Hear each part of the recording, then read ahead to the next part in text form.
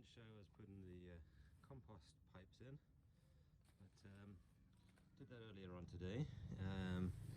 Cleaned out all the chickens and all their used straw has been put into the rings.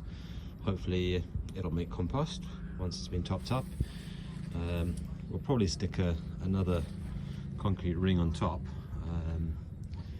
It's not going to be enough and get cut in the grass and that, which I've already done one load, so that's going to go in now, and probably once I've finished this afternoon that'll be full, so definitely going to need another ring on top of there, but that probably will be enough. Maybe a second set on the side and run it around that way, but hopefully it'll work and we'll see what we can do with it. All right.